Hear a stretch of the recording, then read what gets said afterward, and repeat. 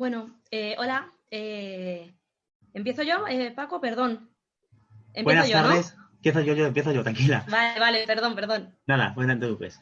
Buenas tardes con todos. Les saluda Francisco Latorre desde España y en el día de hoy iniciamos la primera charla del programa de formación virtual 3, todo sobre la temática de Montessori. Voy a dar paso a la ponente, Gloria Díez, para que nos informe, para que nos cuente. Muchísimas gracias. Gracias a ti. Yo soy invitada de Red Educativa Cultural, José Antonio Encinas. Me llamo Gloria, como os ha dicho Francisco, y pues hoy os vengo a hablar de un cambio de mirada con la metodología Montessori. Saludamos a los alumnos y a las alumnas de los diplomados. Saludamos a los alumnos de los diplomados, a las exalumnas de los cursos de especialización y a los nuevos miembros que se unen por primera vez a Red Educativa. Podéis escribirnos para saber desde dónde estáis y podéis interrumpirme siempre que queráis para hacerme cualquier duda que tengáis sobre lo que estamos tratando, ¿no? Entonces, yo os quería comentar pues que cuando yo empecé a trabajar con los niños, pues empecé a descubrir que algo no me encajaba, ¿no? en la educación, en cómo yo trabajaba con los niños. Y tenía una compañera que es mi compañera Paz, que os dará las dos de las ponencias que vamos a dar, y a ella le pasaba lo mismo, ¿no? Entonces empezamos a buscar, empezamos a formarnos para encontrar la manera de responder realmente a la infancia. Y en esa búsqueda, pues nos encontramos con esta metodología, ¿no? Con la metodología Montessori. Quiero comenzar esta formación, esta ponencia, pues diciéndose esa frase tan típica de María Montessori, que es ayúdame a hacerlo por mí mismo. Qué importante es para los niños dejarles hacer por ellos mismos, que hemos tenido como una época que no les dejábamos a los niños hacer por ellos mismos. Siempre estaba el adulto detrás para hacerlo por ellos y no les dejábamos trabajar. Bueno, vamos a empezar. A ver. Vale. Bueno, estas son un poquito las charlas que vamos a daros. Hoy empiezo yo con el cambio de mirada.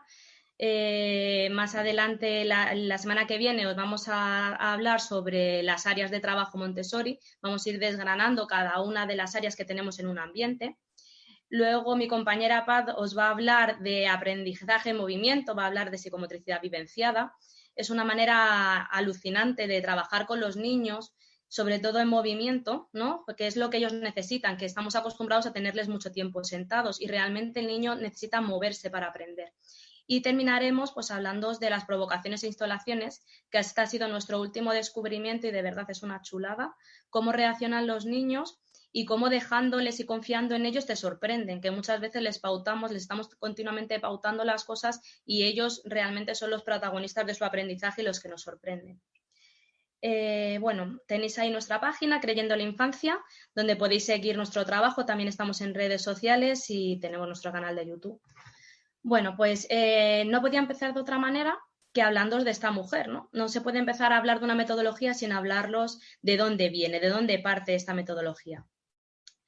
Y esta metodología, y fijaros, o sea, esta mujer nació en 1870 y muere en 1952, es decir, que han pasado 100 años.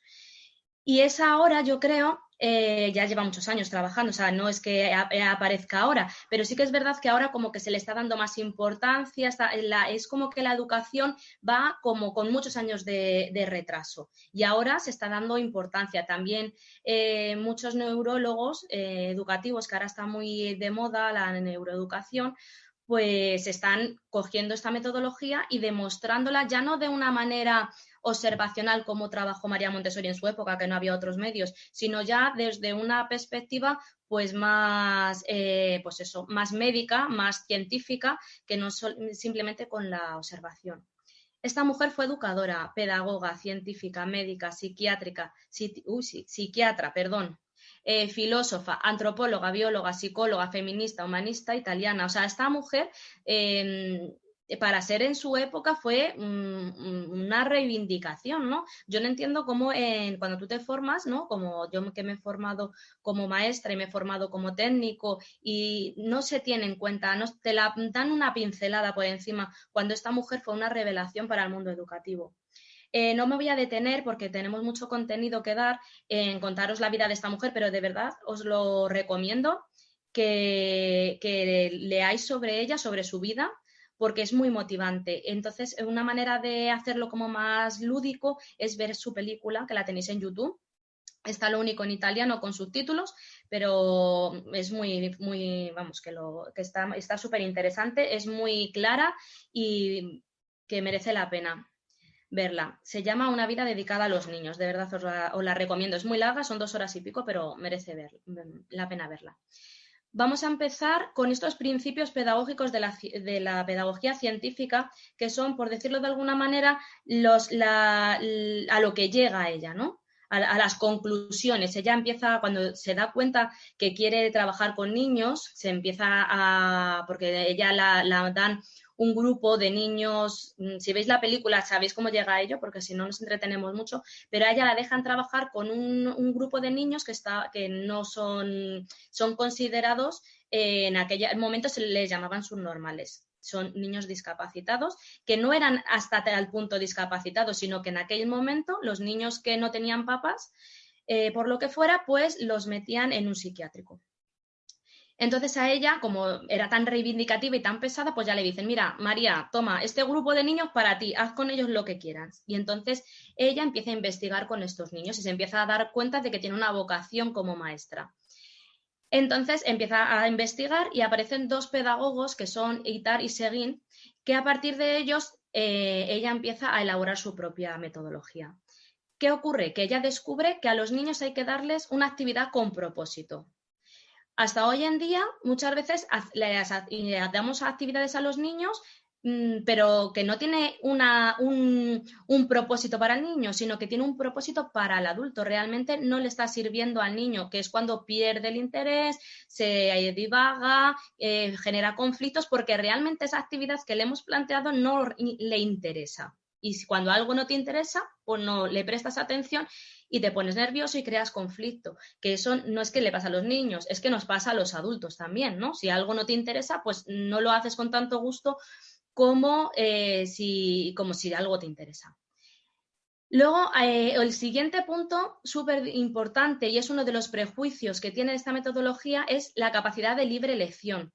Pero no es dejar al niño, como se tiene de prejuicio en esta metodología, dejar al niño hacer lo que le dé la gana, sino que esta libre elección es una libertad dirigida. Es decir, nosotros montamos un ambiente montado de manera muy consciente, con unas bandejas, con unos objetivos muy marcados y les dejamos elegir entre ese material que nosotros hemos dispuesto, pero les dejamos elegir. Porque si yo muchas veces os digo a la gente a la que formamos o incluso en las tutorías con los padres, yo les digo, es que si a ti alguien te fuerza a hacer algo porque sí, tú no lo vas a hacer con gusto, ni vas a aprender con gusto. Por ejemplo, a mí, por ejemplo, yo lo veo muy claro en el inglés. A mí me cuesta muchísimo el inglés. Entonces, si alguien me forzara, pues me costaría muchísimo. En cambio, si yo estoy eligiendo lo que quiero estudiar, si yo, por ejemplo, estudio María Montessori, la pedagogía, metodología que me chifla, pues yo la aprendo, lo absorbo mucho mejor que si yo me fuerzan a aprender algo que no quiero. Y con los niños se ocurre igual. Si les damos una actividad que ellos elijan y que encima tiene una finalidad y un interés para él, el aprendizaje será mayor y trabajará con más gusto.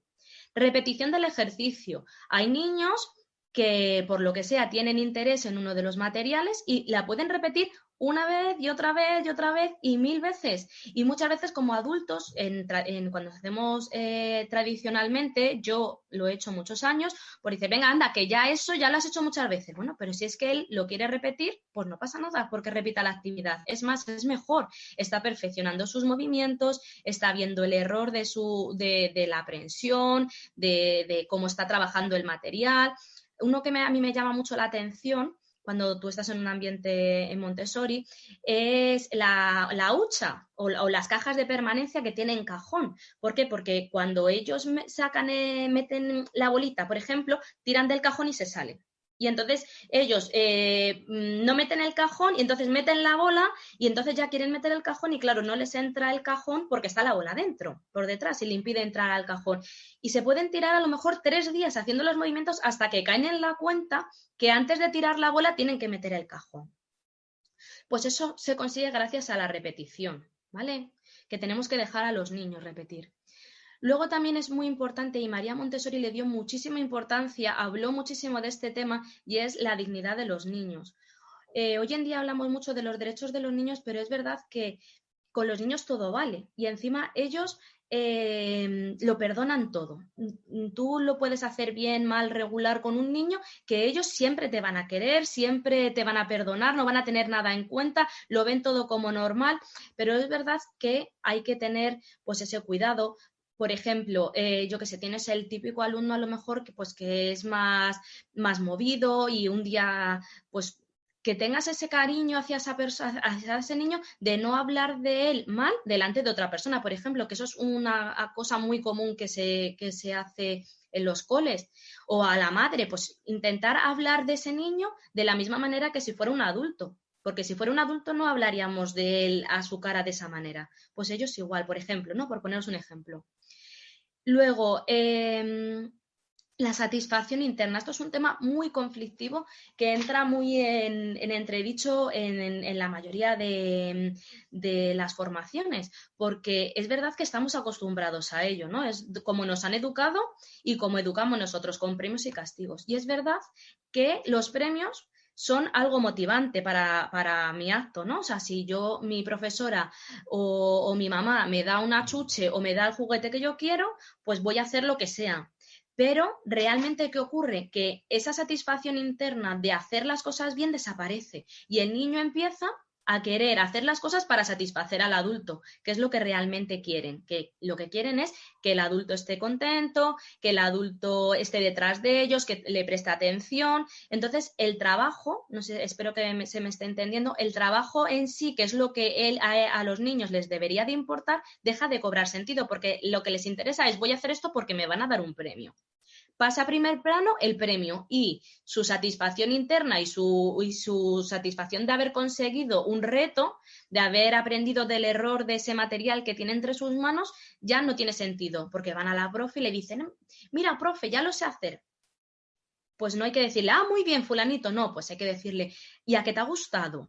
Y a que has estado trabajando y te lo has pasado bien, pero evitar lo más posible esos premios. Y por supuesto, los castigos. Los castigos lo único que nos llevan es al miedo. Los castigos nos llevan, pues al final a la rebeldía, ¿no? Al rebelarse porque le estás cortando su manera de actuar.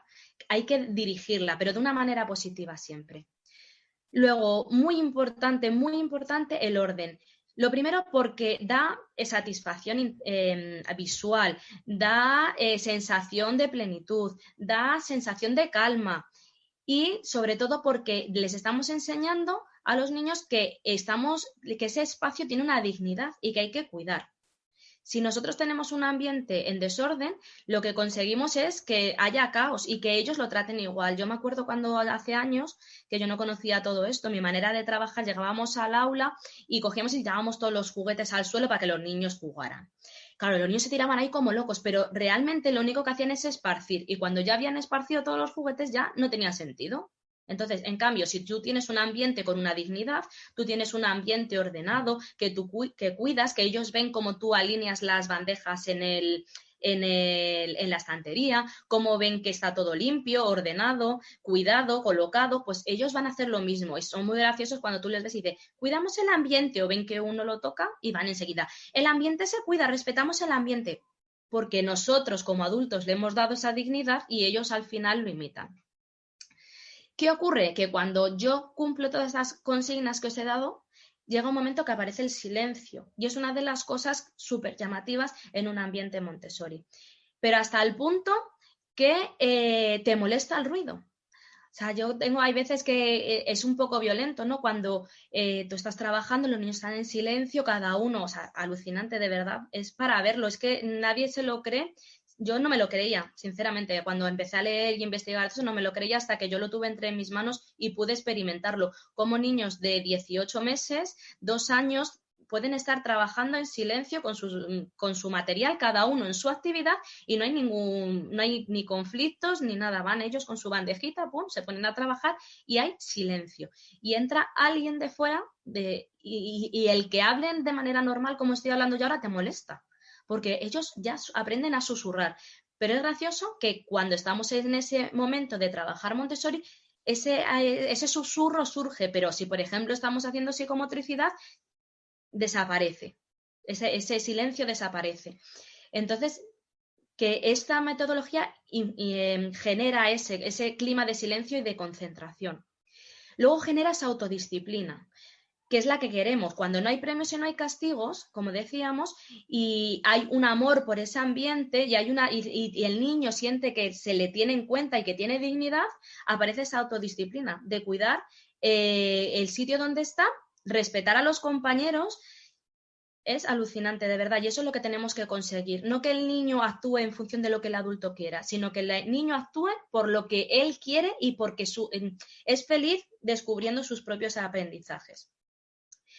Importante, respetar el ritmo es lo que ahora llamamos también educación personalizada.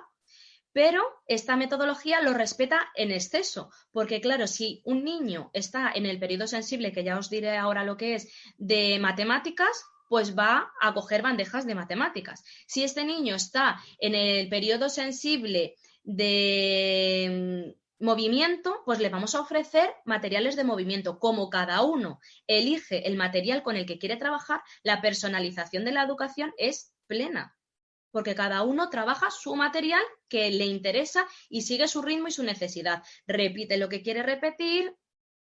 O sea, más personalizado es imposible. Bueno, pues vamos a ir empezando con estos conceptos de psicopedagogía. Como veis, yo siempre muestro este iceberg Espera un donde... momentito. Perdón, Lori. Antes de seguir, te pregunto unas cositas que han preguntado. Sí. ¿Vale? Primero preguntan por bibliografía. Imagino que luego la dirás, ¿vale? No lo tenía preparado, pero te puedo decir si quieres. Vale, luego se dice, tenemos a 143 personas viéndonos. Saludamos a toda la gente. Tenemos gente de Perú, de Guatemala, de Colombia, de España. Entonces, muy Genial. bien. Pues hola a todos. Gracias por venir a verme. Seguimos. Espero que os guste. Saludos, vamos. Muy bien. Seguimos. Si hay alguna pregunta más, te iré diciendo, ¿vale? Genial, gracias, Francisco. Muchas gracias. Bueno, pues entonces volvemos a este iceberg. Normalmente, cuando alguien habla de Montessori que todavía no ha profundizado en la metodología, se queda con esa parte de arriba del iceberg, esos materiales tan llamativos que invita a tocarlos, que nos invita a trabajar en ellos, pero debajo de ese ambiente de calma, blanco, luminoso, hay un montón de conceptos psicopedagógicos que hay que comprender y que si no los comprendes, por mucho que tengas un ambiente maravilloso lleno de materiales Montessori, no vas a saber llegar a la práctica, ¿no? Va a ser un fracaso, por mucho que tengas todos los materiales. ¿Por qué? Porque antes que el ambiente tienes que saber lo que es, o sea, antes de los materiales tienes que aprender a saber lo que es un ambiente preparado, pero sobre todo tienes que saber que hay unas fases del desarrollo, unas tendencias humanas y unos periodos sensibles que tienes que ir observando para tú poder responder a los niños con el ambiente, pero con estos conceptos pedagógicos tú al final respondes con el ambiente, pero si tú no conoces todos estos periodos sensitivos y cómo trabaja la mente absorbente, tú nunca vas a poder crear un ambiente preparado por muchos materiales que tengas. Vamos a empezar. Las fases del desarrollo. Tenemos que tener muy claro que hay dos periodos, que son periodos críticos de creación, que son periodos convulsos en la vida de todas las personas, que son la infancia y la adolescencia. Todos lo sabemos, que la primera infancia hasta los 6 años, sobre todo el 0-3, es un cambio abismal. Cuando tienes un recién nacido hasta los 3 años, pasa de ser totalmente dependiente del adulto a ya caminar. Y luego ya desde los 3 hasta los 6 es otro cambio, no es tan inmenso, pero también es un cambio muy grande de 3 años que piensan sobre lo tangible a 6 años que ya comienzan a extraer conceptos, ¿no? Ya es un cambio muy grande. Periodos críticos son épocas en las que los niños se suelen poner muy malitos porque su cuerpo va muy rápido, ¿no? Es un periodo de mucho crecimiento y entonces necesitan más atención que luego, por ejemplo, en la niñez y menos en la madurez, lógicamente que ya estamos mucho más estables. Y la adolescencia ocurre lo mismo, es una época de cambios, ya es más a nivel social, porque en la adolescencia el cambio es un embrión social, ¿no? Hasta que sale descubre su vocación, se forma, estudia y ya en la madurez es cuando se estabiliza, ¿no? Y luego los periodos de tranquilidad o estabilidad que en el fondo nos sirven para perfeccionar todas esas cosas que hemos ido adquiriendo en la infancia y de la adolescencia son la niñez y la madurez. ¿Qué nos dice María Montessori? Pues que son universales. Una de las cosas que hizo esta mujer fue viajar muchísimo, muchísimo. Esta mujer estuvo en Estados Unidos, viajó por Europa, conoció a Gandhi, estuvo exiliada porque fue de exilio en exilio. Si veis la película, de verdad os la recomiendo para que descubráis todas estas pinceladas. Y veía que fuera donde fuera, todas estas fases del desarrollo se cumplían de la misma manera. ¿Qué ocurre? Que si obstaculizamos una fase o la favorecemos, nos va a influir en el desarrollo posterior. Es decir, si yo a un niño en la infancia le corto el movimiento, pues me va a influir en la niñez, porque todo lo que él tenía que haber aprendido en esa infancia no lo va a poder desarrollar. Y hay que ofrecerles, igual que no se obstaculiza, pero hay que ofrecerle también lo que necesita en cada fase, que lo vamos a ir viendo a continuación, ¿no? Otro concepto psicopedagógico, las tendencias humanas. Estas, nuevamente, descubre María Montessori que son también universales. Son comportamientos que tenemos todos, desde niños hasta los adultos. ¿Por qué? Porque lo que estamos buscando es sobrevivir y adaptarnos a las situaciones y a las circunstancias. Son guías internas, son como impulsos que nos dicen, es que si yo hago esto va a correr riesgo mi vida. Pues eso son las tendencias humanas. Como repito, van desde la infancia hasta la edad adulta. O sea, siempre las vamos a tener con nosotros durante toda nuestra vida. Y son las siguientes. Pues hay como varios grupos, ¿no? El de supervivencia, que es el del orden. Hay que tener orden, tanto físico, en el ambiente, cuando tú ves una cocina alborotada y ves una cocina ordenada, pues lógicamente la alborotada te genera más ansiedad y más tensión que si tú lo tienes todo recogido, por ejemplo. ¿Vale? Entonces, el orden, tanto físico como psicológico, las rutinas, el no ir dando bandazos de un lado a otro, pues todo eso nos genera que nuestra supervivencia vaya acorde, ¿no? Que vaya serena. Poder explorar. El niño y el adulto necesita explorar, necesita conocer el mundo, ¿no? Y orientarse. Cuando yo tengo la capacidad de moverme en el espacio, me deja orientarme. ¿Qué ocurre, por ejemplo, cuando tú te duermes en un viaje y de repente abres los ojos y estás en otro sitio, estás desorientado? ¿Qué ocurre? Que porque eres adulto y sabes que estabas viajando, pero si eso te hubiera ocurrido sin tú ser consciente de ello, pues te desorientas. ¿Por qué? Porque es una fase de la supervivencia, ¿vale? Luego, el desarrollo de la cultura. Todos tenemos necesidad, como seres sociales que somos los humanos, pues de manipular lo que tenemos alrededor para conocerlo, que es parte de la cultura, tener actividad, movernos, conocer. En todos los ambientes Montessori la cultura está presente. Muchas veces no nos damos cuenta porque lo tenemos tan interiorizado que lo vemos normal, pero si tú te vas a un ambiente Montessori de otro país, yo por ejemplo que ves vídeos de ambientes Montessori de China y ves a los niños con los palillos, por ejemplo, pues eso es parte de su cultura. Aquí en España usamos tenedores, entonces es parte de la cultura, ¿no? Y necesitan conocerla a través de la actividad. Aquí, por ejemplo, en Madrid celebramos San Isidro, pues es una actividad donde desarrollamos la cultura para que el niño la conozca, ¿no? La repetición, volvemos a todos los conceptos de la pedagogía, la importancia de la repetición para conocer mejor, la exactitud, porque si tú repites, eres más exacto en tus movimientos y vas autoperfeccionándote a ti mismo. Y luego, por último, la creación del propio individuo. ¿Qué nos diferencia de los animales? La comunicación, ¿no? Que el niño es capaz de aprender a hablar y comunicarse si es hablando, pero desde que nacen ya se comunican con el adulto por medio del llanto o una mirada. Y luego ya finalmente, cuando ya el niño está un poquito más evolucionado, comienza el proceso, el concepto de abstracción. ¿Qué conseguimos con el concepto de abstracción? Que el niño pueda, o el adulto, pueda imaginar algo sin tener que realizarlo, ¿no? Pero para eso ya necesitamos una maduración que se da a partir mínimo de los 3 años, ¿vale? No es antes. Antes los niños no tienen esa capacidad de abstraer, de imaginar qué va a ocurrir sin tener que hacerlo físicamente. Siguiente concepto, mente absorbente. Ahí tenéis uno de los libros de María Montessori. Antes de seguir, perdón, preguntitas, ¿vale? Venga, Te adelante. comento. Mira, comenta Soledad Villalobos, nos pregunta cómo comenzar a aplicar el método cuando el niño de 3 años no trabajó este método y ahora está en un aula de 4. Y hay otra pregunta relacionada exactamente con lo mismo, que la hace Yanela Arguedas, que dice que para aplicar este método con un niño de 4 años, ¿qué requisitos tiene que tener antes de aplicarlo? Esas 2 preguntas ahí. ¿Qué requisitos tiene que tener? Es que no entiendo qué quiere decir. ¿El niño? Sí que para aplicarlo, dice, este método, ¿se puede iniciar este método con niños de 4 años? ¿Qué requisitos se debe tener antes de aplicarlo? Vamos a ver, Pregunta. los niños es alucinante cómo lo captan enseguida, la manera de trabajar. Y si encima introducimos solamente a un niño en el ambiente, lo va a captar más rápido todavía, porque va a ver a los demás compañeros trabajando. ¿Qué ocurre? Que como esta metodología, los niños trabajan lo que les interesa, el tiempo que consideran ellos que lo tienen que trabajar y el adulto está como en un segundo plano expectante, pues ellos enseguida se adaptan. Los límites, vamos a hablar de ellos un poquito más adelante, se marcan unos límites que son los que tienen que asumir los niños, ¿no?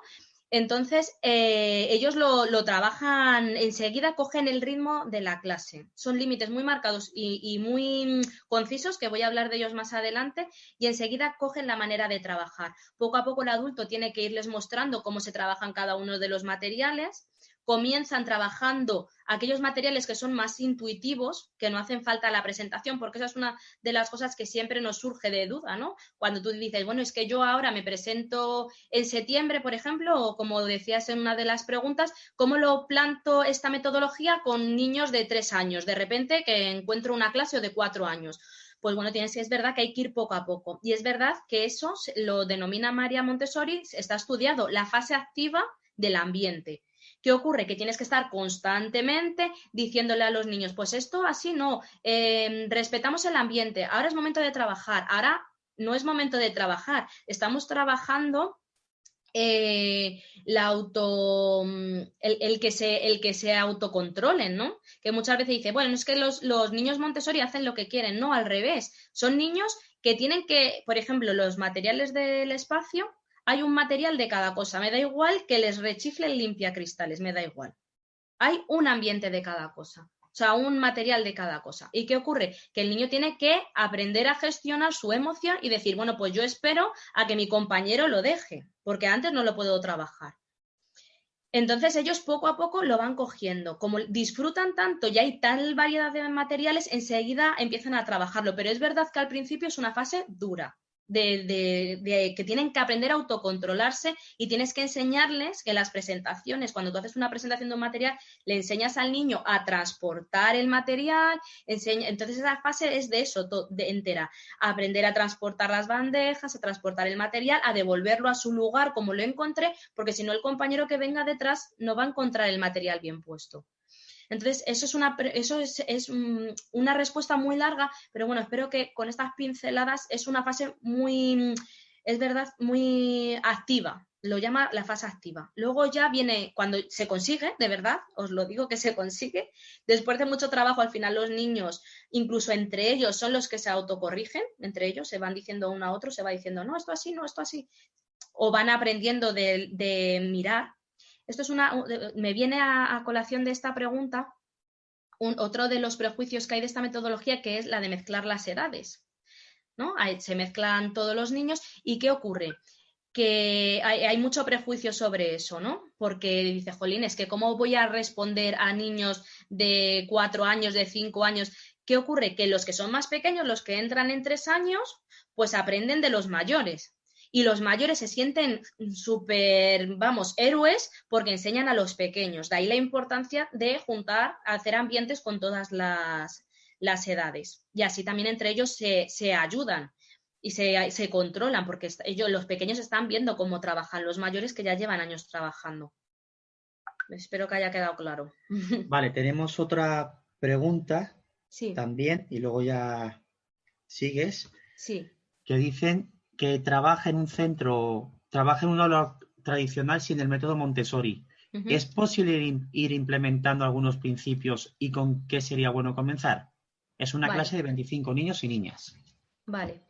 Lo primero que tienes que empezar a trabajar es el adulto. Antes de, o sea, muchas veces decimos, es que no tengo material, es que no tengo el ambiente, es que no tengo el espacio. Es súper importante el espacio, o sea, no nos vamos a engañar. Es tener eso montado y tener un mobiliario adecuado y tener unos materiales adecuados es muy importante. Pero más importante que tener todo eso, que muchas veces nos falta, porque yo cuando empecé también me faltaba. Os lo aseguro que fue un tiempo, pues ahí de que lo queríamos, no podíamos, buscábamos la manera. Pero lo que más nos faltaba, y yo ahora me doy cuenta con el tiempo, es nuestra propia transformación como adultos.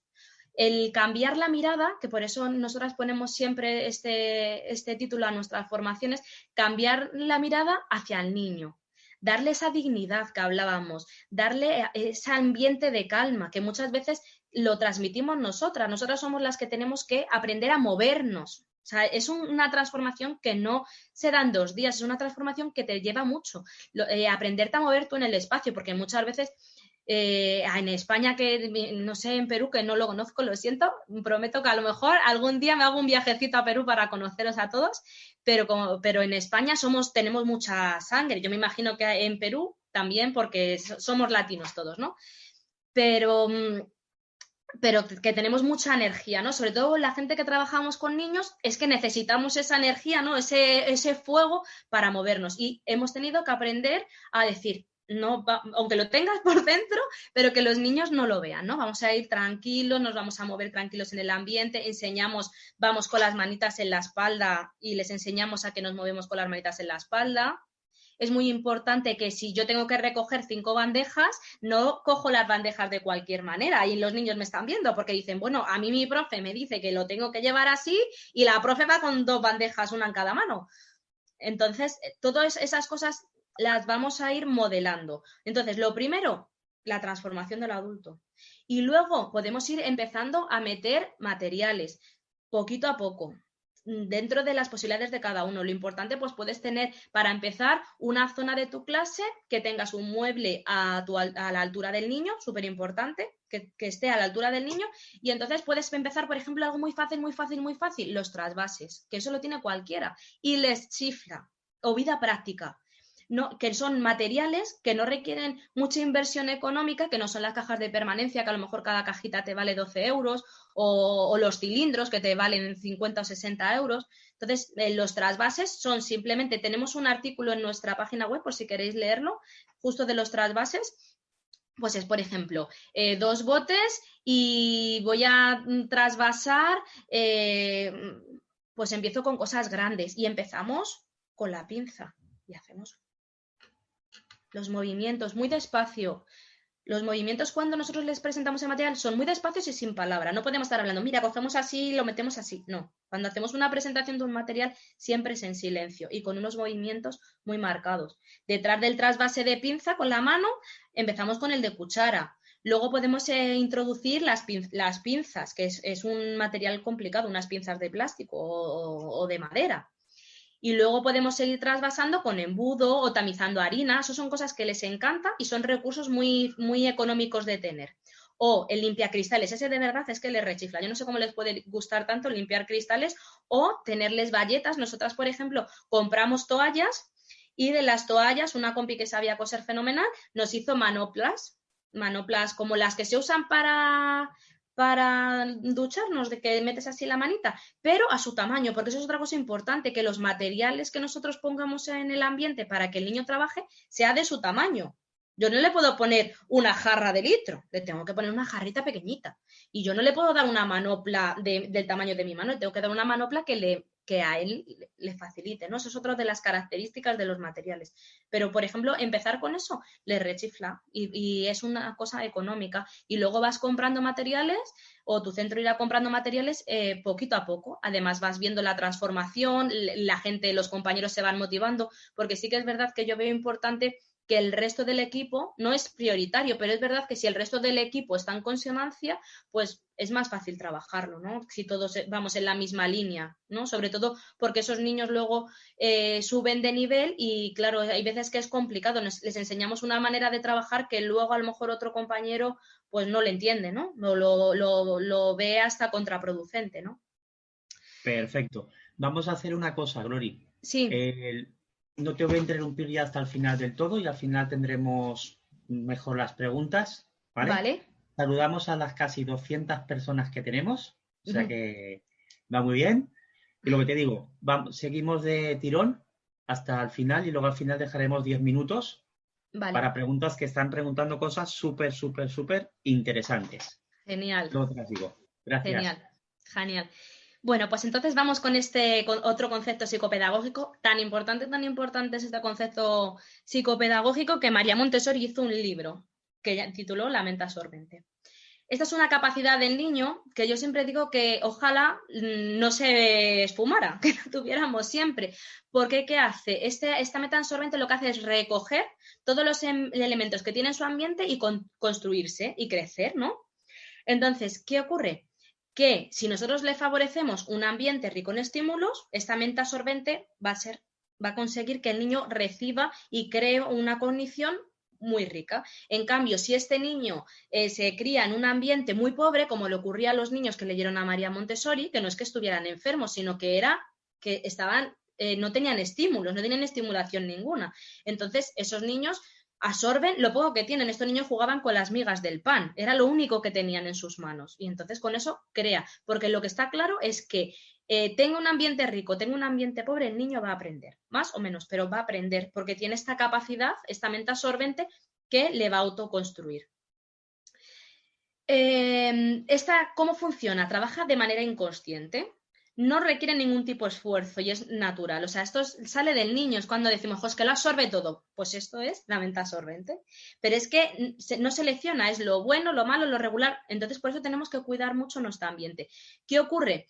Que es muy gracioso verlo, cómo los niños reproducen nuestros actos, pero en el fondo yo cuando descubrí esta metodología dije, anda, pues es que esto es lo que ocurre con la mente absorbente. Por ejemplo, vamos por el ambiente y vamos con las manitas así, o vamos de una sala a otra, una clase a otra y vamos siempre con las manitas en la espalda, ¿no? Pues ellos ya directamente van con las manitas en la espalda. ¿Y qué me ocurría a mí? Que yo me giraba y iban dando de espaldas para poder ver a los niños, porque otra de las cosas que elimina esta metodología son las filas. Entonces yo me daba la vuelta para ver a los niños, porque te siguen como si fueran pollitos detrás de la gallina, y ellos que ocurría que automáticamente se giraban y iban andando de espaldas. Entonces descubrí y dije, la mente absorbente, están absorbiendo mi manera de moverme, mis movimientos. Pues entonces yo ya empecé a ir derecha y miraba así como de reojo. Otra cosa que tengo yo mucha costumbre, pues yo cuando voy de una sala a otra voy cerrando todas las puertas para que no se me meta ningún niño y no se me pierda del pasillo, ¿no? Y ellos ya automáticamente van como locos, pum, pum, pum, pum, van cerrando todas las puertas, están obsesionados en cerrar puertas. Pues eso es la mente absorbente. ¿Tú regañas y haces así con el dedo? Pues es que tú les ves y ellos hacen así con el dedo. Pero igual que te digo eso, tú cantas canciones y reproducen canciones, haces movimientos en la asamblea y las reproducen, eso es la mente absorbente. No requiere esfuerzo, ¿vale? Ellos aprenden de una manera totalmente natural encarnando ese ambiente. Elementos de la mente absorbente. A ver si estos son nombres un poquito así filosóficos, pero espero que os los deje claro. El primer concepto es la nebulosa. Acordaros que estos son como componentes, maneras de manifestarse esta mente absorbente. La nebulosa es la potencialidad de absorber el modelo que hay en el ambiente. Este es el caso del idioma. Tenemos un niño chino y tenemos un niño peruano. ¿Qué ocurre? Que ambos tienen la posibilidad de aprender a hablar, los dos aprenden a hablar. Pero ¿qué ocurre? Que si el ambiente está en un ambiente chino o en un ambiente inglés, van a aprender inglés. Y en Perú, como se habla castellano pues, o español, pues van a hablar ese idioma, ¿no? Porque es lo que recrean en el ambiente, ¿vale? El orme es ese hormiguillo que tienen los niños que decimos muchas veces, es que este niño no se cansa. Pues es ese impulso a trabajar de manera incansable. Por ejemplo, a ellos les interesa el proceso.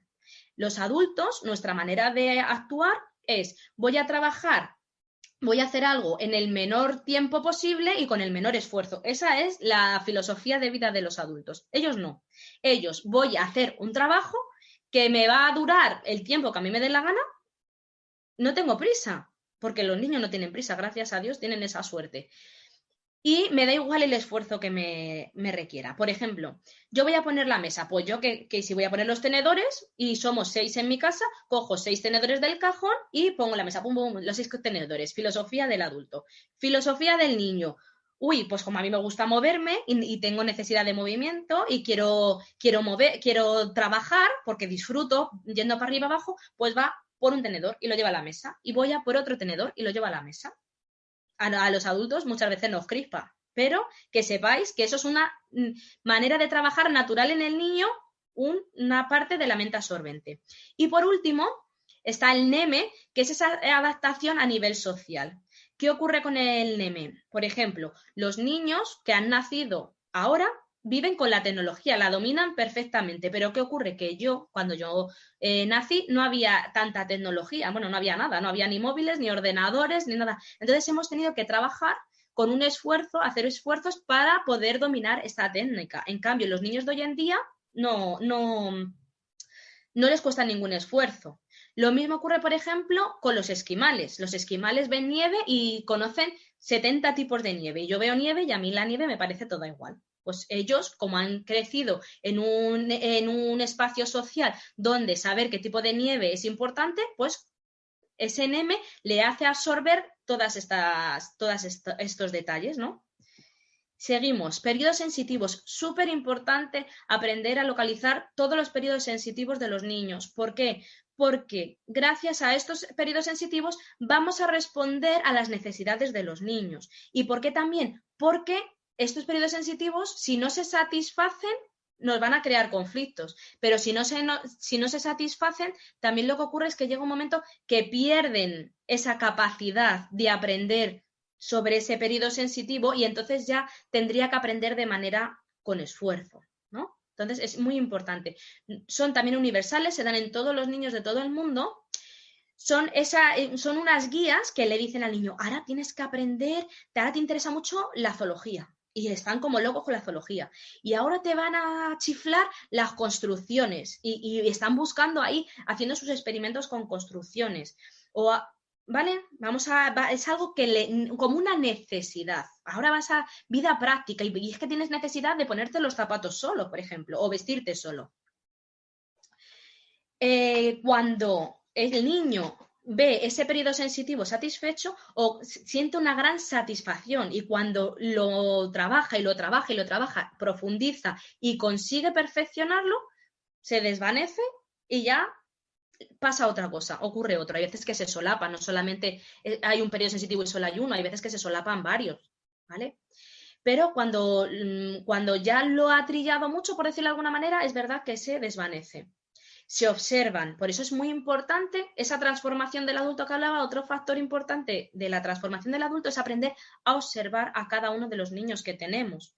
Por eso también María Montessori decía que las presentaciones de los materiales se hacen de manera individual, para que tú captes, lo primero, para que tú tengas un momento único y exclusivo con ese niño, que eso es otra de las cosas que en la metodología tradicional fallamos, ¿no? Que tratamos al bloque de niños, ¿no? No tratamos con ese niño. Yo cuando descubrí todo esto decía, es que me doy cuenta que hay niños que a lo mejor me pasa 2 días y no he hablado nada con ese niño. Pues estas presentaciones nos ayudan a poder observar a ese niño minuciosamente, ver sus necesidades y tener un rato con él, ¿no?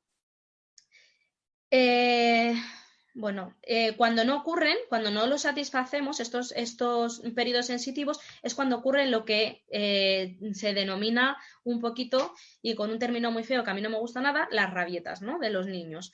Pero en el fondo es una autoafirmación de decir, es que yo quiero hacerlo, pero el adulto muchas veces no tiene esa paciencia y lo corta. O a lo mejor tiene necesidad de movimiento y le estamos diciendo, y siéntate, y no te muevas, y siéntate. Y es que ese periodo tiene esa necesidad, o la necesidad de dar golpes, de dar, por ejemplo, con un martillo, no que sea. Pues hay veces que tienen esas necesidades, hay que satisfacerlas de manera controlada. O sea, no es tampoco decir, pues ¿qué quiere el niño?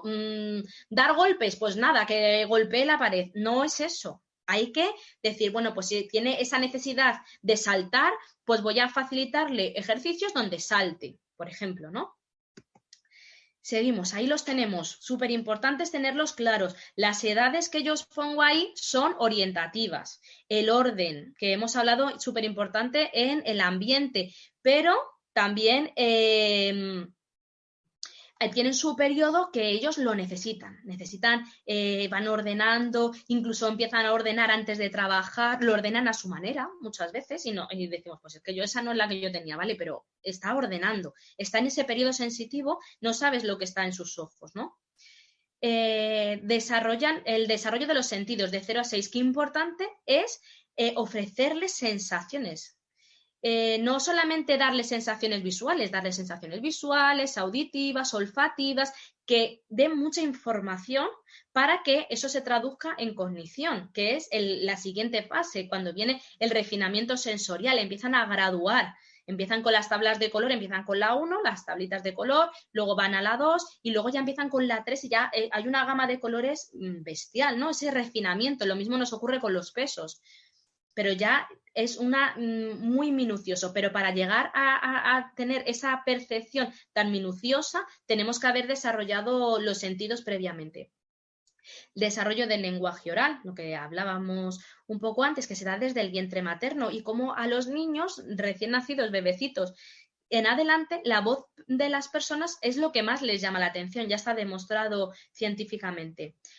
El desarrollo del movimiento, muy importante, 0-3, pero también 3-6. Pero es que mi compañera cuando venga a hablaros del aprendizaje en movimiento os va a decir que es que no se quedan 6 años, es que eso va a continuar en la primaria, más adelante, que los niños tienen que aprender moviéndose, tocando, manipulando, experimentando, ¿vale? Entonces ese desarrollo del movimiento, que no solamente es coordinación gruesa, sino que también es fina, tiene que estar presente en el ambiente.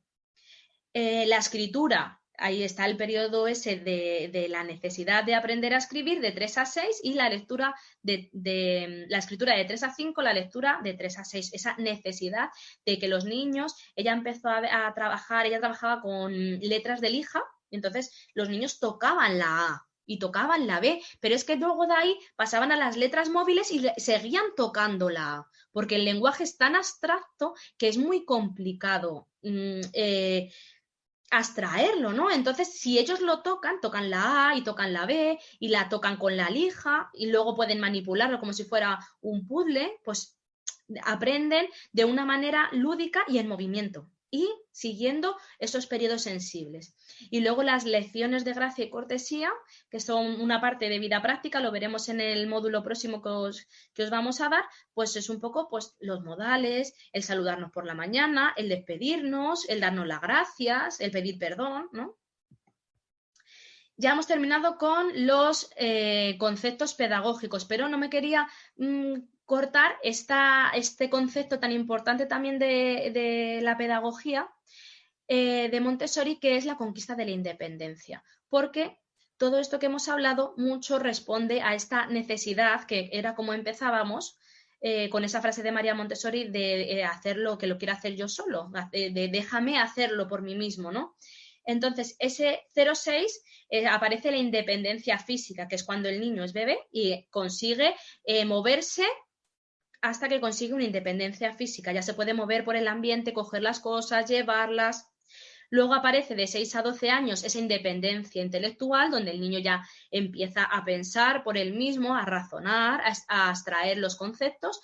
y luego ya de 12 a 18 la adolescencia, donde está la independencia moral, donde está cuando el niño aprende a ver lo que es el bien, lo que es el mal y tener su propio criterio, ¿vale? Frase de María Montessori. Yo en mis formaciones soy muy pesada con las frases de María Montessori, pero es que yo creo que no voy a irme fuera a buscar una frase fuera o crear yo una cuando tengo la suerte de que hay un montón de literatura, de libros escritos por esta mujer y un montón de frases maravillosas que no tengo por qué cambiar y que encima me encantan. Entonces ella lo define, esta conquista de la independencia, como cualquier ayuda innecesaria es un obstáculo para el desarrollo. Muchas veces nos encontramos con los niños que llevamos una vida frenética y tenemos muchísima prisa. Entonces no les dejamos a los niños conquistar esta independencia y les ponemos los zapatos y creemos que les hacemos un favor. Pero realmente no les estamos haciendo un favor, nos lo estamos haciendo a nosotros que tenemos que salir corriendo por la puerta, por ejemplo, o les damos de comer, ¡ay, mi bebé! Y le doy de comer. No, tiene que conquistar esta independencia y nosotros lo tenemos que favorecer. Y muchas veces, cuando no los favorecemos, es cuando nos ocurren estas rabietas. Porque el niño se está rebelando y está diciendo, es que yo puedo hacerlo solo. Y esa conquista de la independencia la estamos coartando. ¿Y cómo la podemos coartar? Pues obstaculizando esa independencia. De 4 maneras. Una es la sustitución, que es la que os hablaba, hacer las cosas por el niño, pensando que les hacemos un favor para que no se esfuercen, ¿no? ¿Para qué se van a esforzar? Si lo puede hacer el adulto, pobrecito, que no se esfuerce. Pero esa es la filosofía, como os decía antes, del adulto, que no me quiero esforzar, pero el niño disfruta en ese esforzarse y a lo mejor se tira media hora intentando subirse la cremallera del abrigo, pues vamos a dejarle, ¿vale? No sustituyamos ese acto, porque al final, si sustituimos muchos actos o cualquiera de estos obstáculos de la independencia, los hacemos muy asiduamente, llega un momento que el niño dice, ya no quiero seguir, no quiero ni intentarlo, porque va a venir el adulto a decirme que no soy capaz, porque en el fondo lo que le estamos diciendo es no eres capaz, ya lo hago yo. Pues ni lo voy a intentar. Y entonces ya empezamos a cortarle alas al niño. Y luego pretendemos que con 8 años, con 10 años, sean capaces de tener esta independencia que le hemos cortado. La interrupción es una de las cosas que a mí me crispa. El frenar la concentración del niño. Es decir, un niño está trabajando, está concentrado, está ahí con su material, tal, y viene el adulto y dice, ¡uy, qué mocos! ¡Pum! Jolín, pues es que si ese niño está trabajando, no pasa nada. Luego podemos incluso enseñarle, que es otra de las actividades que es muy graciosa hacer con los niños, a limpiarle los mocos. O venga, que ya se acaba. Por ejemplo, un truqui para los que vayáis a montar un ambiente Montessori, es que como el ambiente, los niños están trabajando, están concentrados, están en silencio y llega el momento de que nos tenemos que ir al patio o a comer o es que hay que cortarlo. O sea, es verdad que hay veces que no queda más remedio que cortarlo. Entonces, en vez de decir, venga chicos, recogemos, porque eso es que chirría, es que de verdad cuando están metidos en el ambiente es que esas cosas chirrían. Pues yo les pongo una música, que yo pongo el canon de Bach Bell, que a mí es que me rechifla, y entonces ya ellos a base de trabajarlos, ellos ya saben que cuando suena esa música, cogen su bandeja, pum, pum, pum, tranquila, alguno termina de trabajar, coloca el material, les doy 5 o 10 minutos para que ellos tengan su margen también de salir de esa concentración, ¿no? Y van y recogen el material. Y la falta de actividad. La falta de actividad es no dejarla hacer. Son estas familias que están, ay, no, que se cae. Ay, no, que a ver si se van. No, hay que dejarla hacer y el niño, para descubrir las capacidades de su cuerpo, se va a tener que caer. O sea, lo que tampoco es, bueno, pues ala, venga, anchas Castilla, ¿no? Hay que tener también 2 dedos de frente, pero que vamos a dejarles, vamos a dejar un margen, a ver qué hace. No vayamos enseguida a socorrer, ¿vale? Y hacerlo por ellos. Y por último, la sugestión. La sugestión yo lo veo muy claro en la comida. Yo, por ejemplo, a mí, una de las cosas, yo si las tengo que comer, me las como, pero no me gustan mucho las judías blancas. Y claro, si tú plantas o yo qué sé, algo, plantas la comida al niño y dices, ¡puf, madre mía, eso no se lo va a comer, vamos, tan verde, eso no se lo va a comer! Pues ¿qué ocurre? Que ya estamos sugestionando al niño de que no lo va a hacer. O algo que crees que no va a hacer, o es que eso no lo va a hacer, vamos, eso no lo hace, seguro que no lo hace. Pues ya el niño dice, pues si mi madre o si mi profe dice que yo no lo voy a hacer, pues es que ni lo voy a intentar. ¿vale? Y los niños te sorprenden, de verdad, ¿eh? Es alucinante. Nosotros en nuestro cole nos han dado la posibilidad de tener muebles de Picler, que son una chulada, y yo al principio yo pensaba y decía, madre mía, ¿y eso van a poder subirse ahí? Y alucinas con la capacidad que tienen los niños y te das cuenta de todas las alas que has cortado a los niños en muchas situaciones y del potencial que tienen, que ese es otro de los cambios de mirada, que confiar en el niño, en su potencial. Bueno, esto es lo que os hablaba un poquito de los límites, ¿no? Los límites del ambiente, que es este prejuicio de la metodología Montessori, que todo el mundo se cree que esto es Sodoma y Gomorra, que no es así, al revés, tiene muchos límites. Lo que pasa que están muy marcados, muy específicos, son pocos y los niños los tienen muy interiorizados. Entonces, no hay conflicto. ¿Qué ocurre? Que estos límites le van a dar al niño tranquilidad, al niño y a nosotros. Porque el niño, pero siempre que se ponga en ese marco de respeto. Porque claro, si yo pongo un límite y le estoy al niño menospreciando, pues claro, el niño se va a sentir mal. Pero si tú le explicas al niño, le hablas, le adelantas lo que va a ocurrir, pues el límite fluye, ¿no? El niño está sereno, tranquilo, lo entiende y si no lo entiende, lo asume porque tú se lo has adelantado, ¿no? Son necesarios porque si no hay límites, el niño llega un momento que deja de confiar en el adulto, se desestabiliza el grupo, emocionalmente también influye, ¿no? Son necesarios que estén presentes en el aula. Son educativos porque cuando yo pongo un límite tengo que hacer una autorreflexión, otra transformación del adulto para que veáis lo importante que es una reflexión y decir, vale, este límite que yo pongo busca la independencia del niño o busca mi comodidad, porque muchas veces ponemos límites en nuestra comodidad como adultos. No se habla, pero ¿quién quiere que no hable? Pero si los niños tienen que hablar. ¿Vale? Pero no me apetece porque es que yo no me apetece estar oyendo a los niños hablando, pero se está buscando la comodidad del adulto, no la independencia o la educación del niño, ¿vale? Luego dan seguridad porque saben lo que esperamos de ellos. Muchas veces es que ellos no saben cómo se tienen que comportar en un ambiente, pero si tú se lo marcas muy constante, siempre lo mismo, siempre las mismas palabras, pues ellos aprenden a saber lo que se espera de ellos. Luego, a ser claros. El niño tiene que comprenderlos. No podemos darle una parafernalia ni una tesis doctoral sobre el límite que hemos impuesto y el por qué lo hemos puesto, para que lo comprendan con sus palabras, ¿vale? Y consistente, siempre igual, de la misma manera, de la misma forma, nos da igual el estado anímico que tengamos el adulto. El niño tiene que recibir siempre de manera consistente el mismo límite. Si un día te encuentras mal, pues es lo malo un poco de nuestra profesión, que aquí no vale nunca estar un poco depre, tenemos que estar siempre alegres para los niños y con energía para llevar todas estas cosas a cabo. Límites congruentes. No se puede poner pinta la pared, se queda sin postre. No, tiene que ser en consonancia con lo que ha hecho mal. ¿Que has pintado la pared? Pues te va a tocar limpiarla. ¿Que has tirado la comida? Pues te va a tocar recogerla, ¿vale? Y evitar el no.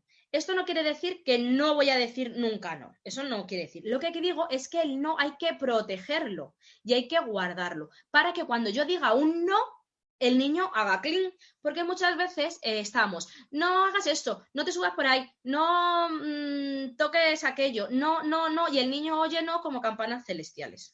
Entonces, si yo en vez de decirle no corras, le digo andamos despacio por el ambiente o no dejes el material desordenado, le digo coloca el material como lo encontraste, pues cuando yo use un no metas los dedos en el enchufe, el niño va a hacer clum.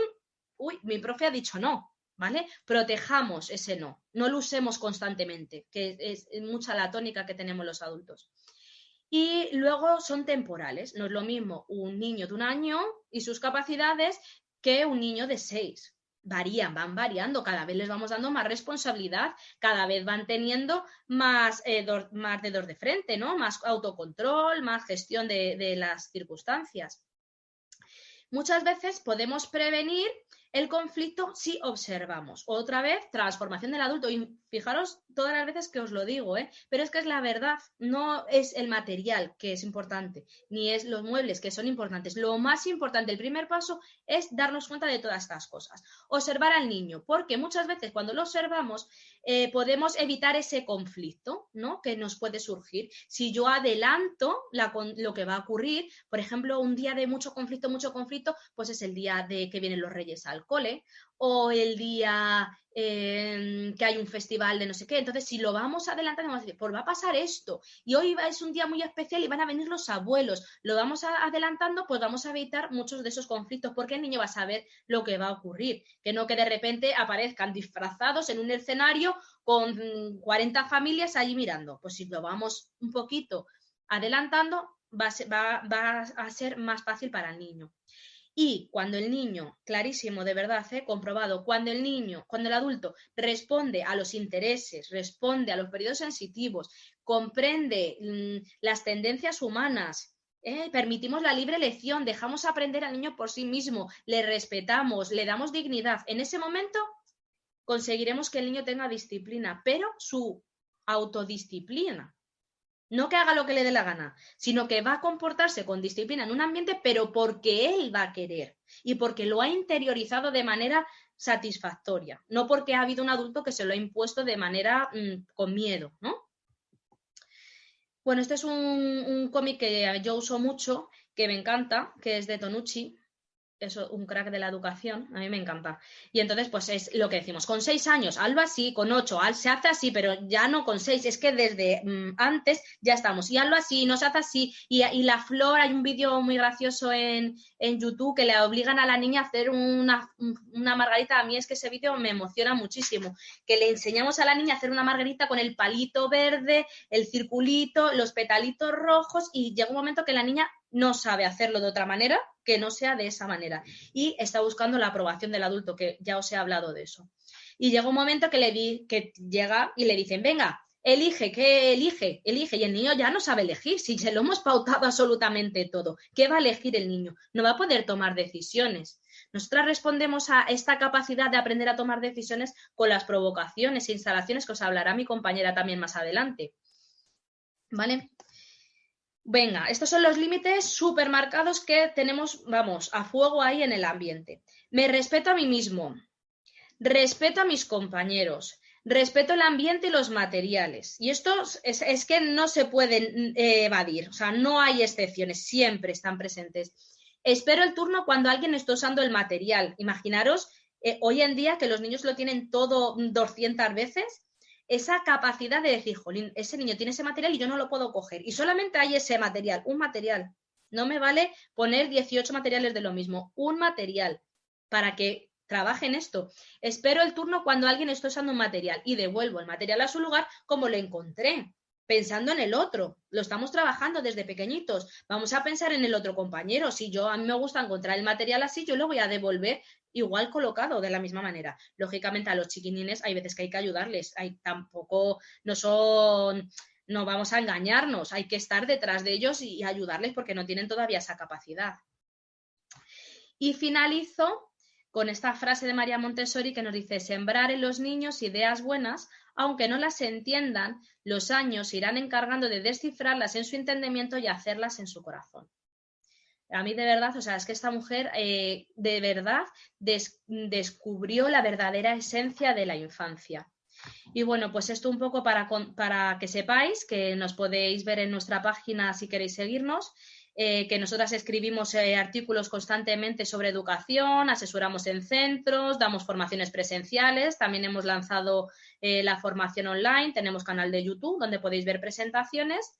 Y luego tenemos unos álbumes que hemos ido creando, tanto de psicomotricidad como de Montessori, que los podéis ver en esa dirección de nuestro canal de YouTube. Y bueno, pues yo ya termino. Si tenéis las dudas que haya por ahí, Francisco. Sí, pues vamos a empezar con preguntas, ¿vale? Adelante. Comentan varias personas cómo es una sesión de aprendizaje Montessori, si es exactamente igual, inicio, proceso y final. Eso lo han preguntado varias personas. Vale, pues vamos a ver.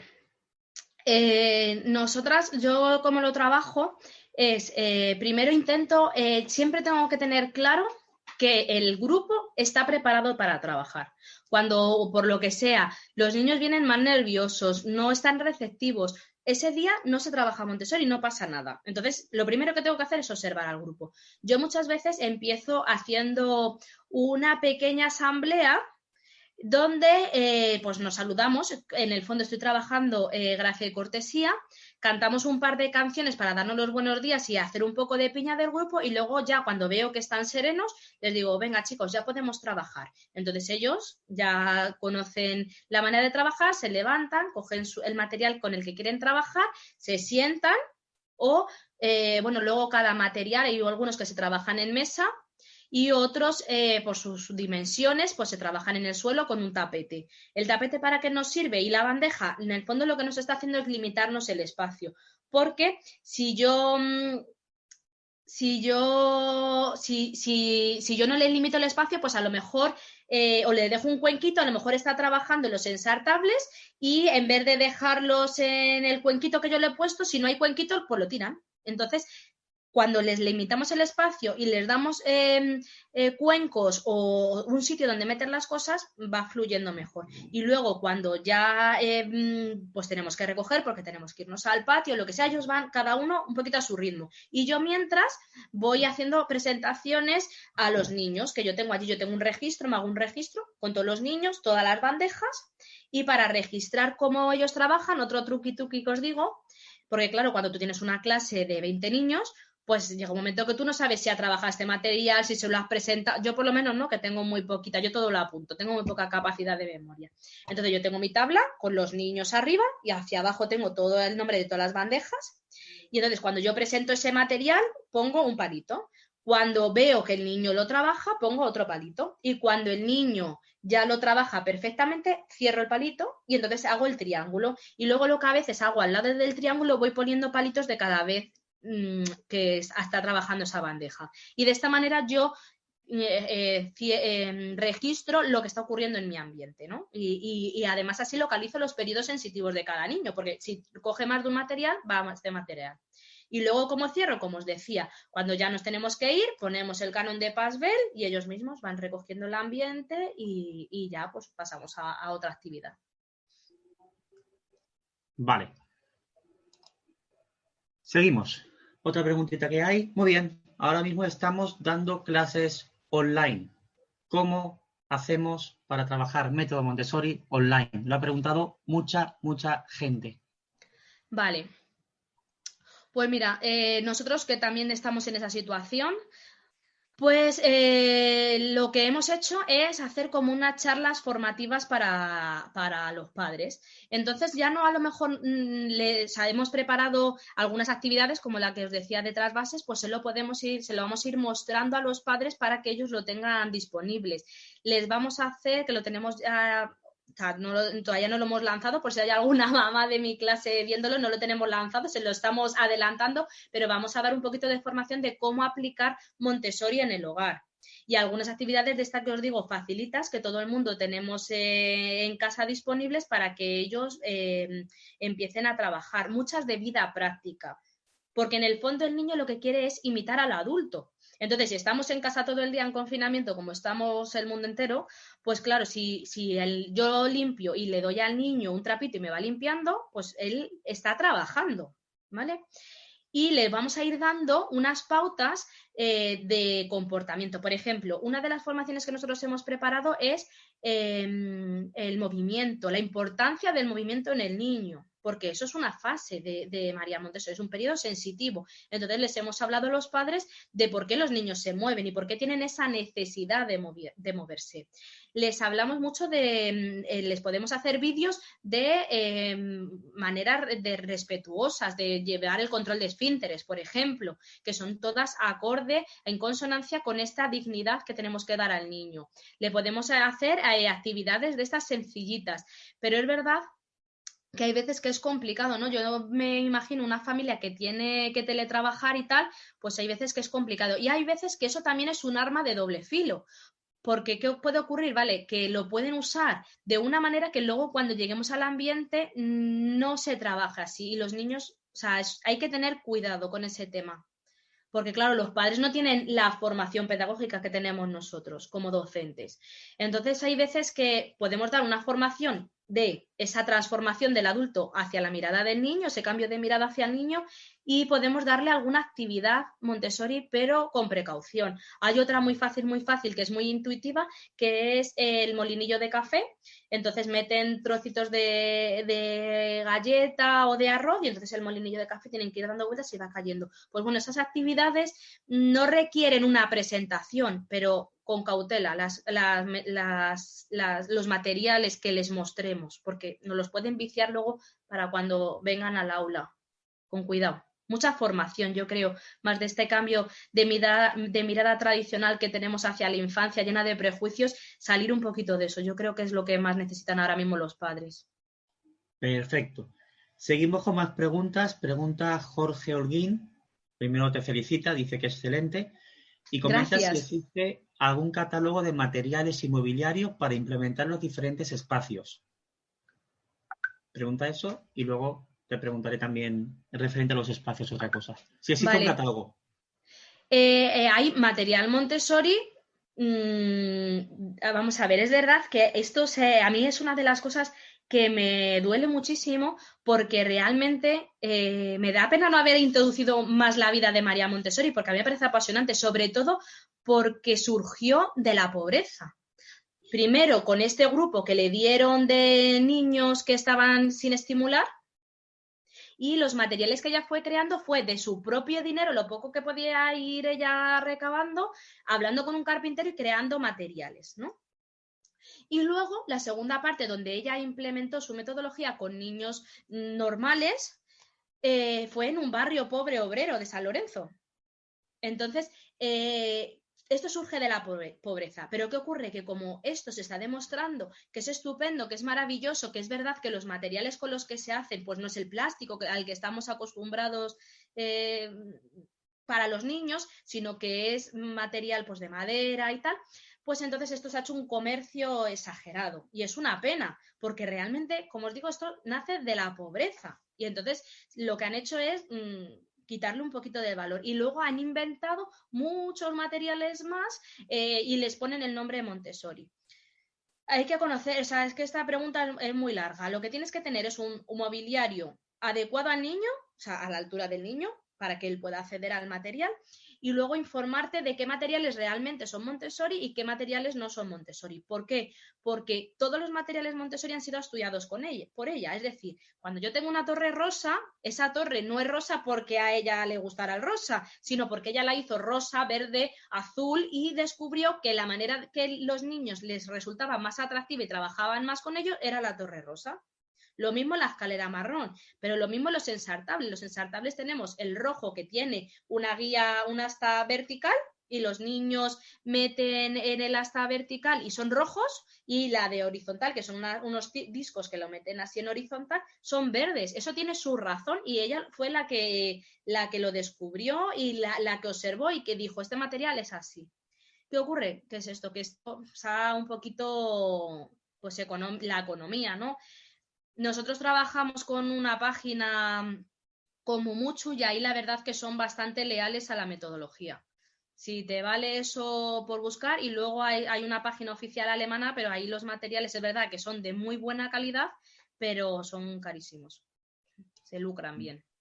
Vale, continuamos con otra pregunta que comenta Ashley, que ella confirma también que es más fácil trabajar en el suelo que en la mesa.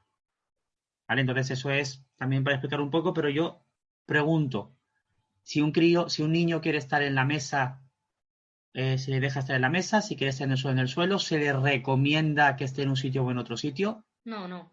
Cada material tiene un lugar de trabajo. O sea, hay materiales que son para trabajar en mesa y hay materiales que por sus dimensiones, por ejemplo, una torre rosa no podrías trabajarla en una mesa, la tienes que trabajar en el suelo, pero no vas a poner la torre rosa directamente en el suelo, usas un tapete que te limita el espacio y que les das dando dignidad a ese material. Si tú el material lo tiras por el suelo, pues no tiene ese valor que si tú le pones la alfombra, ¿no? Es como la de la alfombra roja. Pues es que tú le estás poniendo una alfombra roja a ese material. Y luego hay otros materiales, por ejemplo, un trasvase, no podrías hacerlo nunca en el suelo. Un trasvase hay que hacerlo en mesa. Entonces tú le vas explicando a los niños, pues este material lo trabajamos aquí, este material lo trabajamos aquí, y hay materiales que el niño podrá elegir si los quiere trabajar en mesa o en tapete, en el suelo, pero siempre en tapete, no en el suelo directamente. Por ejemplo, las de vocabulario, las tarjetas de vocabulario del periodo sensitivo del lenguaje, pues esas las podemos trabajar tanto en la mesa como en el suelo. Da igual, no pasa nada. Pero cada una tiene su lugar. Una caja de permanencia la tengo que tener a esta altura para yo ver cómo se abate la puerta o cómo tiro del cajón. La tengo que tener así. Si la tengo aquí en el suelo, que tengo que estar... O sea, no. Hay materiales que hay que trabajarlos. O sea, cada uno tiene su lugar de trabajo. Y algunos es verdad que en los dos. Perfecto. Luego también comentan que, vale, una consulta, si a los 5 años ve a un niño correr, hay que detenerlo, se tiene que detener y pregunta, ¿no es partir su interés psicomotriz? Vamos a ver, ¿correr dónde? Porque Imagino si está corriendo en el ambiente, no rotundo, no se corre en el ambiente, lo siento. Si el niño necesita correr, le abrimos la puerta del patio y que corra en el patio. Pero en el ambiente no se puede correr. O sea, eso es un límite rotundo porque tenemos que respetar el material y a los compañeros. Entonces, si los niños están trabajando en un clima de calma en clase, no podemos tener un niño corriendo. Si ese niño necesita movimiento, le llevamos a la zona de movimiento, le dejamos en una sala donde tengamos los muebles de Pickler o le sacamos al patio y necesita correr. O sea, hay que respetar ese periodo de movimiento y esa necesidad que tiene el niño. No hay que coartarla, porque lo único que nos podemos encontrar es con un conflicto, con una rabieta o... ¿Vale? O sea, yo sí, eso hay que respetarlo, pero lógicamente en el ambiente no. Vale, luego comentan también si se pueden combinar los espacios. Entiendo que está el espacio de mate, el espacio de lengua o por las áreas, no sé exactamente cómo es. Sí. Si se puede combinar. No. O sea, hay que intentar, yo entiendo que por logística muchas veces, volvemos al tema económico, es complicado y el espacio, muchas veces las aulas no tienen las dimensiones que se deberían de tener para montar un ambiente Montessori en condiciones donde en un ambiente Montessori realmente hay espacio para todo, hay espacio para movimiento, espacio para cada una de las áreas y están estructuradas. ¿Qué ocurre? Que la realidad muchas veces... no es la que uno quiere. Entonces, lo que sí que tenemos que intentar es, por ejemplo, si yo tengo 2 muebles donde voy a meter los materiales Montessori, pues en una balda meto una área, en otra balda meto otra área, en otra balda, o sea, intentar de alguna manera darle un sentido, ¿no? A clasificarlo de alguna manera, pero yo entiendo que hay veces que es complicado por espacio o por economía de que no nos facilitan mobiliario adecuado. Lo ideal es tener cada área en un espacio. Vale, luego cantidad de alumnos con los que es mejor trabajar. Vale, esto es un tema de conflicto. Yo cuando empecé a meterme en esta metodología, yo veía vídeos y decía, claro, o sea, es que esa mujer son 2 personas o 3 personas con 8 niños, claro, es que eso lo hace cualquiera. Bueno, pues yo os puedo decir que yo ahora mismo estoy con una clase de 14 niños de 1 año, de 1 o 2 años, y funcionan divinamente. Y yo es verdad que decía, es que claro, con los ratios de España es imposible, se consigue. Es verdad que nos costó la vida. Yo llegaba a mi casa con unas agujetas al principio, en esa fase activa que os hablaba al principio, de mantener... Pero una vez que los niños ya consiguen aprender a trabajar, puedes trabajar perfectamente, pero tienes que haber aprendido toda esta pedagogía de la que yo os he estado hablando, que la disminuzamos más en nuestra formación online también o en nuestra formación presencial, pero hay que responder a todo eso. Si tú respondes a todo eso y le das dignidad al niño y trabajas esa autodisciplina y esa confianza y ese respeto, entonces todo fluye fenomenal. Se puede, de verdad. Doy fe que se puede. Se puede. Vale, Pero luego es verdad que hay que verlo para creerlo, que yo también tenía ese miedo y decían, imposible, con los ratios de España, imposible, pero sí se puede, sí. Vale, bueno, antes de hacer otra pregunta, quiero darle las gracias a Paz Pixie, que ella está contestando lo que van preguntando por el grupo Paz, de Facebook. es mi compi. Es tu compi, por eso, o sea que se lo agradezco desde aquí, que gracias. Vale, preguntan también ¿hasta qué edad se dan los periodos sensibles con mayor intensidad? No hay más o menos intensidad. El periodo sensible es el mismo siempre. Lo que pasa es que hay niños que lo manifiestan más y niños que lo manifiestan menos. O a lo mejor uno les llama más la atención que otros, pero eso es dependiendo del niño, observación total del niño. Vale. Preguntan también el día a día, cuando tú llegas, ¿cuál es el día a día en un aula Montessori de cualquier edad? Y otra pregunta también es, imagínate que estamos en principio de curso, ¿cómo es el primer día en un aula de Montessori? Porque en un aula ordinaria, perdón por la comparación, bueno, es una aula ordinaria, una aula tradicional, la llamaré Sí, mejor. sí. Yo como profe, pues llego, los presentamos. Imagino que ahí es igual, pero claro, cuando no sé, lo han preguntado y también es curiosidad mía. También un poquito decir, ¿cómo es así? Vale. Esa duda la tenemos todos cuando empezamos a introducirnos en esta metodología, todos. Es normal por eso, porque somos incrédulos y no nos creemos que esto pueda surgir así. Y es verdad que cuando estás metido en ese periodo de adaptación, tienes momentos de decir, Dios, o sea, es que no puedo, necesito cerrar los muebles. De verdad, tienes muchas veces la tentación y yo me decía, no, Gloria, no podemos cerrar los muebles, porque es verdad que es que estás todo el día cuando no pueden trabajar, estás todo el día. Respetamos el ambiente. Y claro, tú querrías fabricar unas puertecitas que te dan clink y cerrar con llave, como hacíamos en tradicional, que lo teníamos todo bajo llave y solo lo sacábamos cuando trabajábamos. Pero es un trabajo muy duro, mucha constancia, mucha insistencia, mucho respeto al ambiente. No es momento de trabajar, respeta el ambiente, ahora respeta. Y al final se consigue. Pero es verdad que la primera semana es un poquito complicado y porque tienes que estar constantemente diciendo que cuando no pueden cuando pueden trabajar no hay problema, les vas enseñando, es verdad que al principio les cuesta, se les cae la bandeja, porque hay que tener mucha motricidad para llevar una bandeja.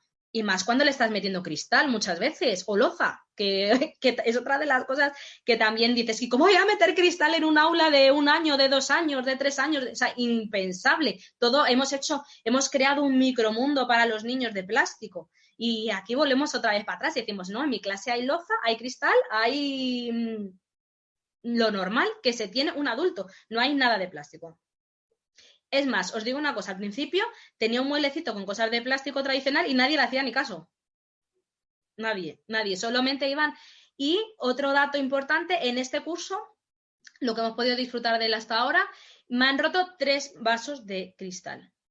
Momento de aprendizaje. Cuando se rompe el vaso, todo es como un circo que montamos en el aula. Dios, se ha roto el material, ya no vamos a poder trabajar y todos los niños o sea, es alucinante verlos.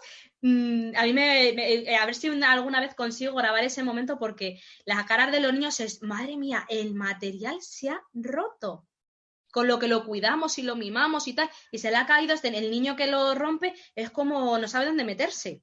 Pobrecito mío, pero ya le explicamos, no pasa nada, esto es control no le decimos al niño porque no le entiende, pero eso es el control del error, no ha manipulado bien ese material, se le ha caído, se ha roto, no pasa nada, se recoge, lo recoge él con cuidado, si puede, si son trocitos pequeños, lógicamente no vamos a hacer a un niño recoger cristal que se corte, hay que tener coherencia también, ¿no?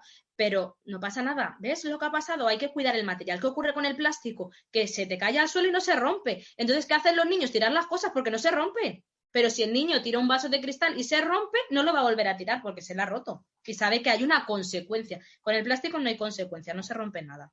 Vale. Pero no te he respondido a la rutina, que me has preguntado también la rutina. Disculpa, sí, cierto, perdona. ¿Vale? Venga, a ver, la rutina un poco del aula. Yo lo que hago es recibirles y para que no vayan al ambiente, yo normalmente monto en las mesitas que tengo en mi clase como una pequeña provocación que os va a hablar mi compi más adelante de lo que es una provocación e instalación, ¿no?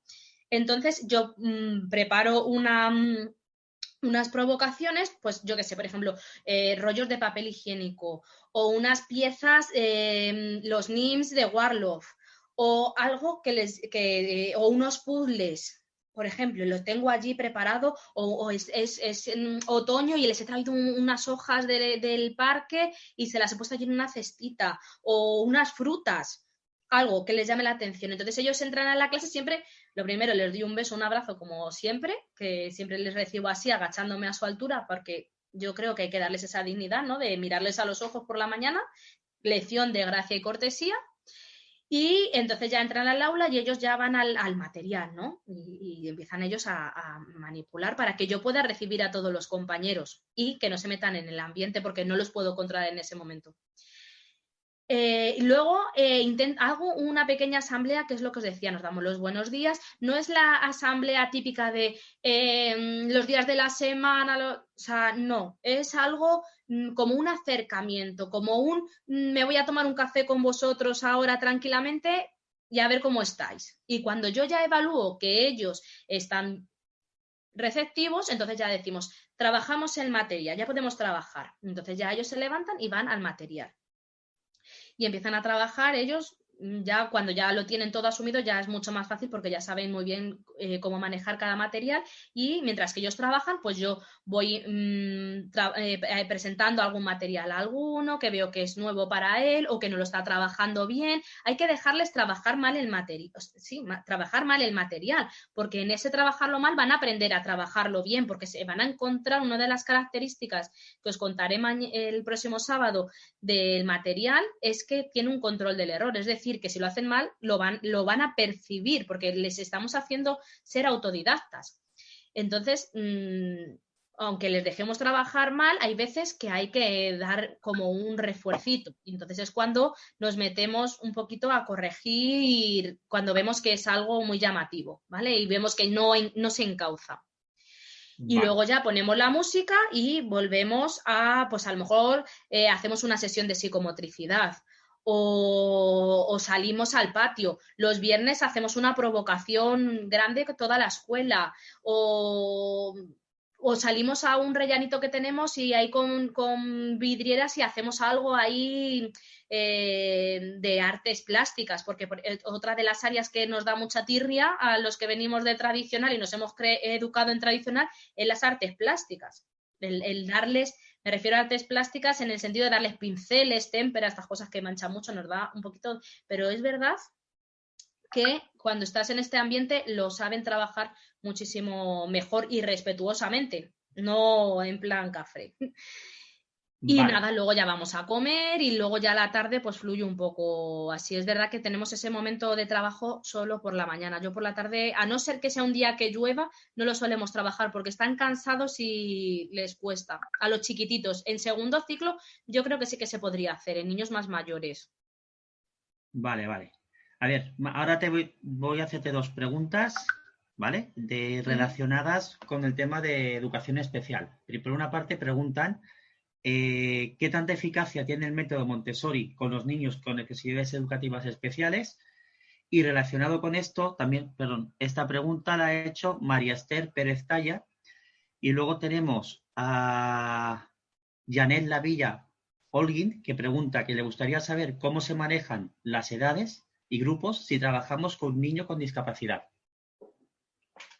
Bueno, yo ahí la verdad que no soy experta, pero sí que tengo clarísimo, que esta metodología se creó con niños en un inicio, como os decía, que no estaban normal, ¿no? Unos niños que necesitaban mucha estimulación. Y luego, por cosas que yo he ido leyendo, ya os digo que yo no soy experta en especial, pero los materiales que estamos trabajando son tan tangibles que alguien que no hace falta palabra, es más, las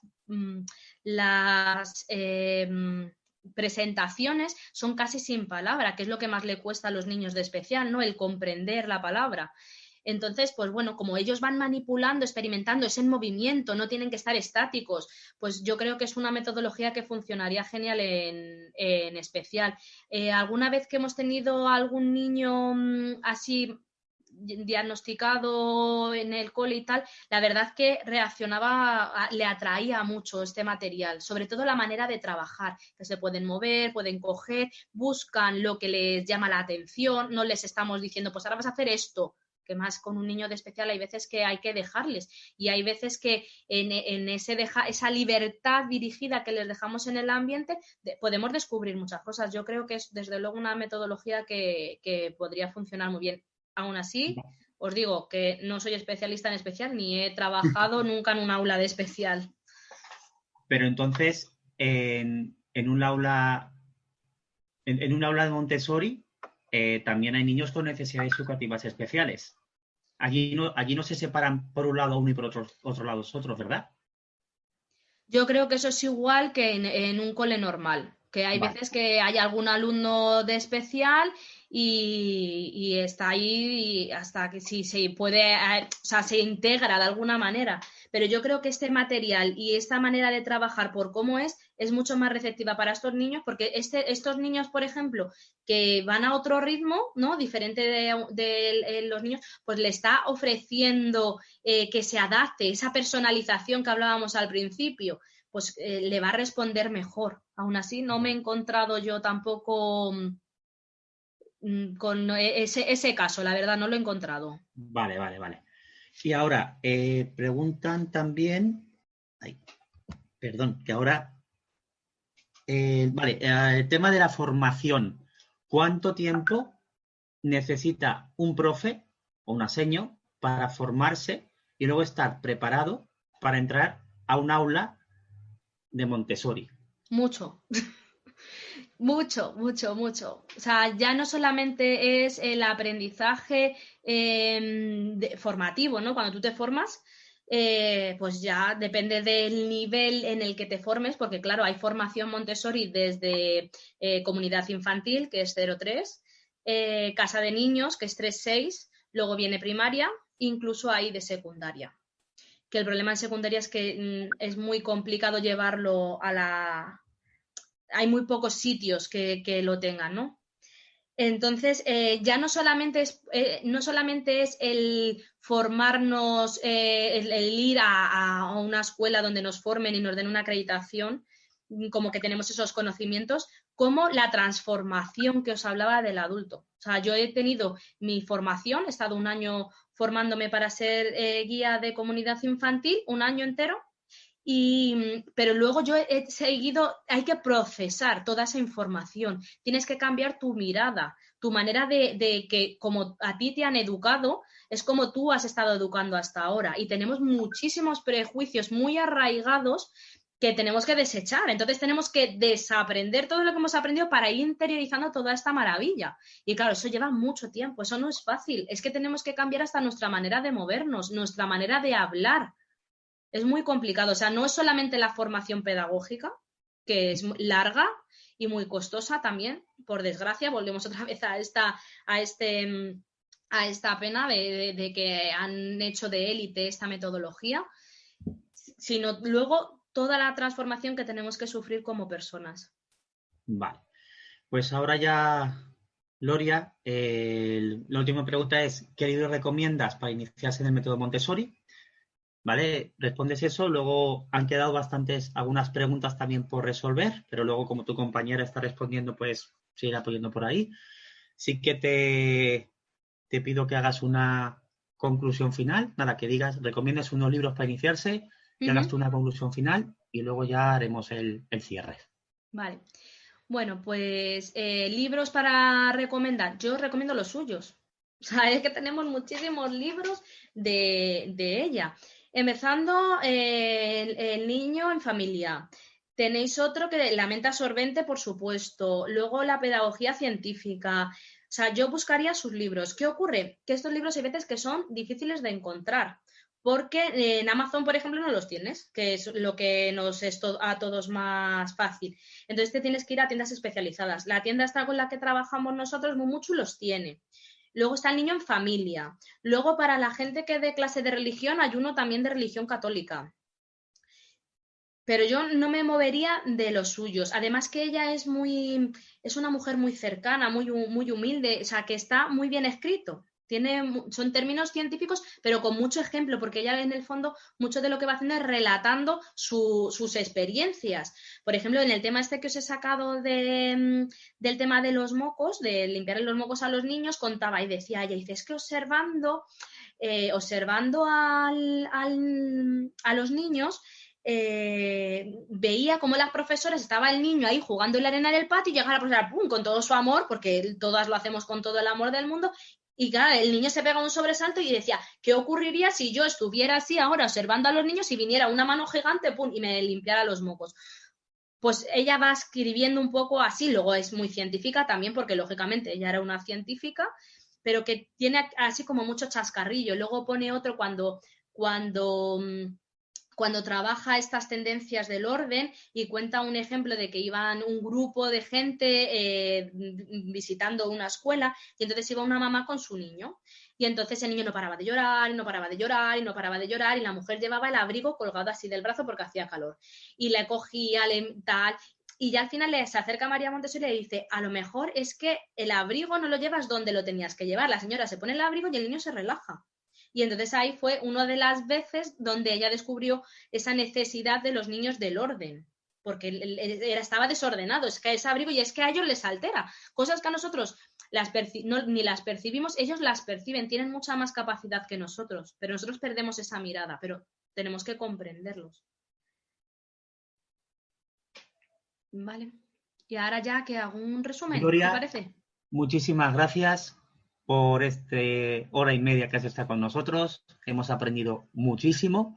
Me alegro. Y simplemente decirles a las que nos han estado viendo que nos vemos la próxima semana y que no olviden enviar sus resúmenes a rededucativa.cjae@gmail.com. Muchísimas gracias, Gloria. Muchísimas gracias a los asistentes.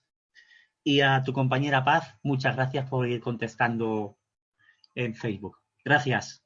Gracias, Adiós. gracias a todos vosotros. Gracias.